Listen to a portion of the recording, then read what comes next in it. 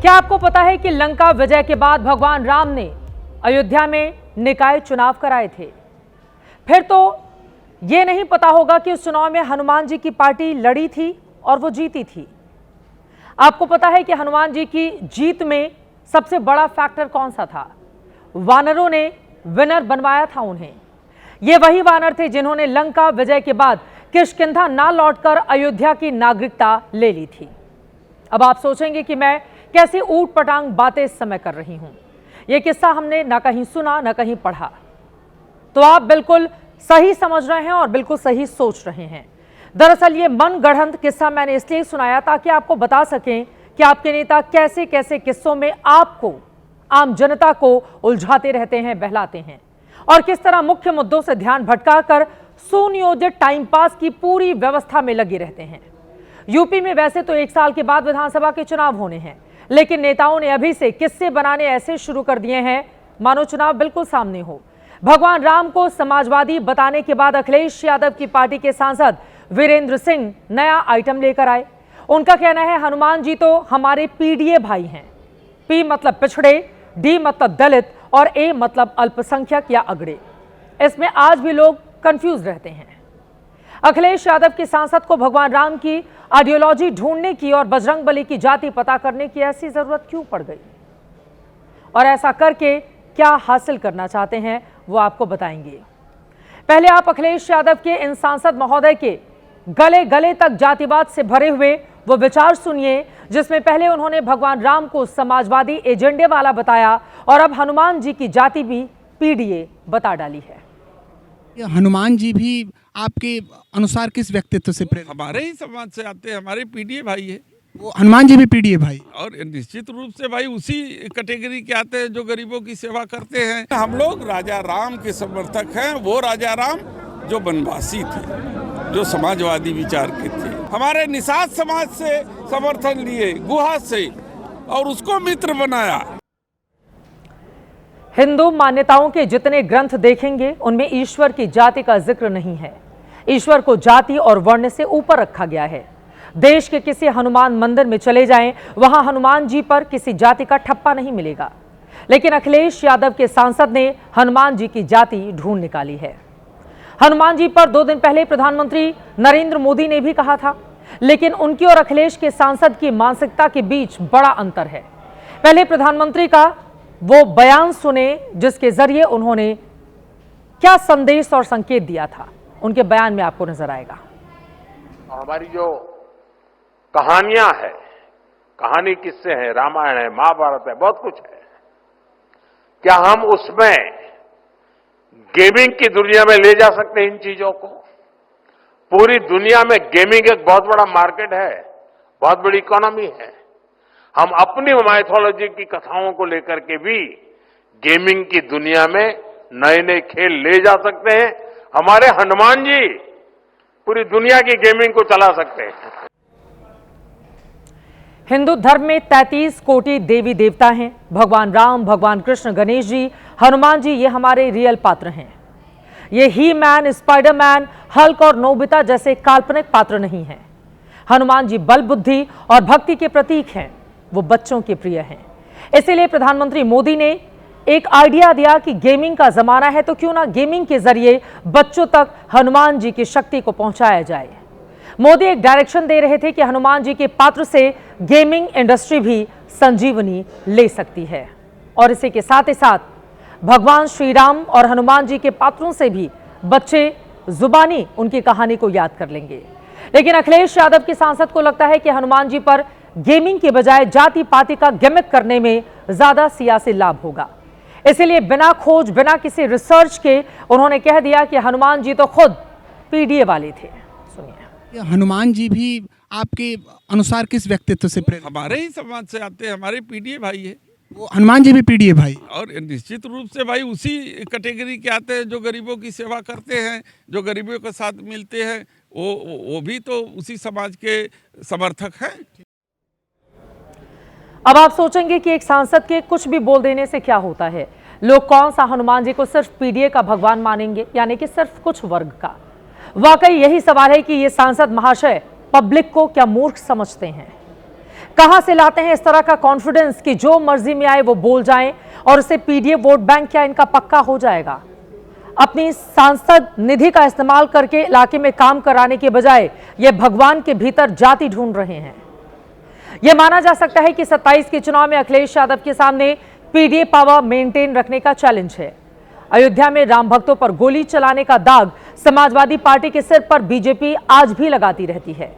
यह माना कि अखिलेश का अयोध्या ना जाना बीजेपी को उन्हें अक्सर रामद्रोही कहने का मौका दे देता है, लेकिन हनुमान जी को अपना पीडीए भाई बता देना क्या संभावित हानि लाभ में इसके जरिए बदल पाएगी?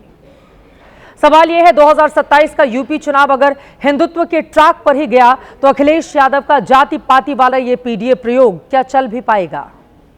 यूपी चुनाव से साल भर पहले ही मुख्यमंत्री योगी आदित्यनाथ भी हिंदुत्व का रंग गाढ़ा कर रहे हैं। यूपी में माघ मेला चल रहा है। बीजेपी और योगी सरकार इसमें बिल्कुल महाकुंभ की तरह हिंदू आस्था की डुबकियां भी लगवा रहे हैं, खुद भी लगा रहे हैं।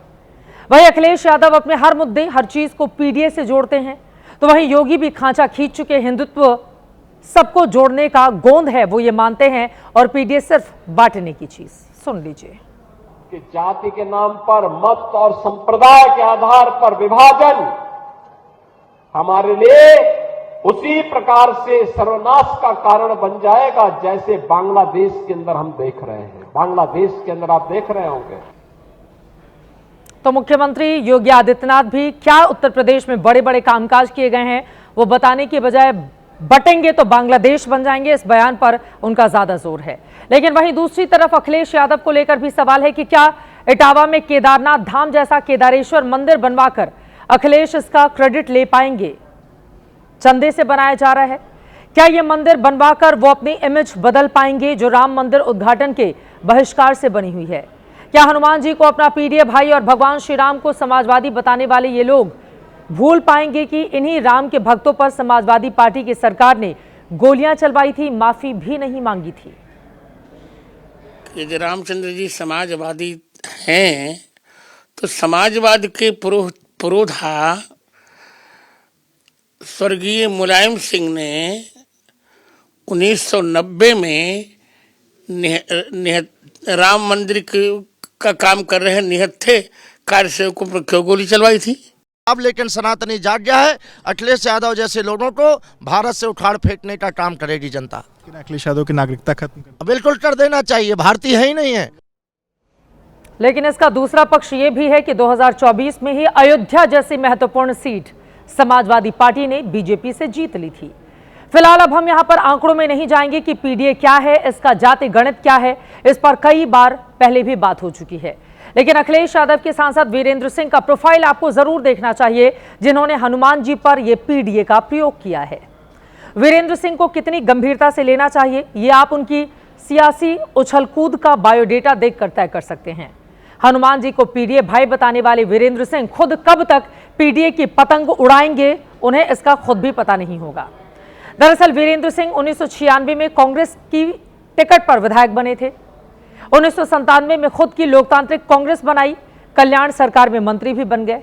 2003 में बीएसपी में चले गए, वहां से एमएलए बने। 2007 में समाजवादी पार्टी में चले गए। 2012 में एसपी छोड़कर फिर उन्होंने कांग्रेस पार्टी ज्वाइन की। 2017 में कांग्रेस छोड़ी, फिर बीएसपी में पहुंच गए। 2018 में फिर बीएसपी छोड़ी, समाजवादी पार्टी में आ गए। 2024 में किस्मत बहुत अच्छी थी, चंदौली से समाजवादी पार्टी के लोकसभा सांसद भी बन गए। लेकिन सांसद महोदय राम और हनुमान में लगातार पीडीए प्रयोग कर रहे हैं और चुन चुन कर बता रहे हैं कि उनकी जाति क्या है। मतलब यह कि वीरेंद्र सिंह कुर्ते पायजामे की तरह अपनी पार्टी बदलते रहे हैं। जैसा कि हमने आपको बताया, जिस घाट का पानी पीते हैं उसी के गीत गाते हैं। आज समाजवादी पार्टी में है तो हनुमान जी को पीडीए भाई बता रहे हैं, कल बीएसपी में चले जाएंगे तो कुछ और बोलेंगे, कांग्रेस में जाएंगे तो हनुमान जी की कोई और नई जाति ये ढूंढ निकालेंगे, क्योंकि इनका चाल चरित्र और राजनीति का चेहरा ऐसा ही रहा है। लेकिन फिर यह भी सवाल आता है कि अकेले वीरेंद्र सिंह ही हैं जिन्होंने राजनीति की सुविधा अनुसार हनुमान जी की जाति ढूंढी है? जी नहीं, इस कतार में कई नाम हैं। आज हमने रिसर्च निकाली तो हमें मुख्यमंत्री योगी के नाम से भी बयान मिल गया। 2018 में राजस्थान के अलवर की प्रचार सभा में सीएम योगी ने हनुमान जी को दलित, वनवासी और वंचित बताया था। वहीं पूर्व केंद्रीय मंत्री सत्यपाल सिंह का 2018 का बयान था कि हनुमान जी आर्य जाति के थे। दिसंबर 2018 में ही यूपी के मंत्री लक्ष्मी नारायण चौधरी ने कहा कि हनुमान जी जाट बिरादरी के थे। उसी वक्त यूपी में बीजेपी के विधान पार्षद बुक्कल नवाब ने कहा था हनुमान जी मुसलमान थे। राष्ट्रीय एसटी आयोग के अध्यक्ष नंद कुमार साय ने कहा था कि हनुमान जी आदिवासी थे। और 2024 में यूपी के मंत्री ओम प्रकाश राजभर बोले थे कि हनुमान जी राजभर जाति के थे।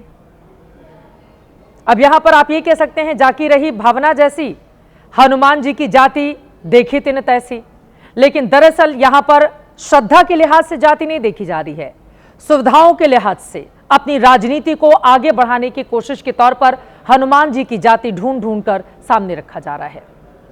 यहां समाजवादी पार्टी बोल सकती है कि अगर उसने भी हनुमान जी को पीडीए भाई बोल दिया है तो गलत क्या किया, अभी चुनाव दूर हैं, तब तक ढेरों ऐसे मुद्दे खड़े किए जाएंगे जिनसे आम जनता को कोई फर्क नहीं पड़ने वाला, लेकिन फिर भी नेता इन्हें उठाएंगे ताकि असल मुद्दों पर आम जनता चर्चा नहीं कर पाए। एक तस्वीर और एक सलाह के साथ यह खबर यहीं पर रोकेंगे। आप देखिए इन तस्वीरों को। यूपी के नगीना में पिछले 3 दिन से एक कुत्ता हनुमान जी की प्रतिमा की परिक्रमा कर रहा है। क्यों कर रहा है ये कोई नहीं जानता, लेकिन चमत्कार को नमस्कार करने वालों की भीड़ यहां पर लगी हुई है। वहां पर लोग इसके वीडियो बना रहे हैं और बिना रुके ये परिक्रमा किए जा रहा है। लोग अपनी आंखों से देख रहे हैं। सोशल मीडिया पर यह तस्वीर खूब वायरल है।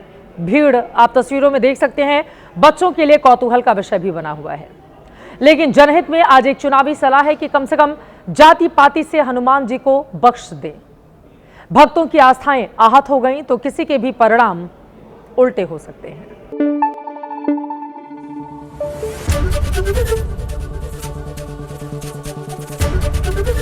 एबीपी न्यूज आपको रखे आगे।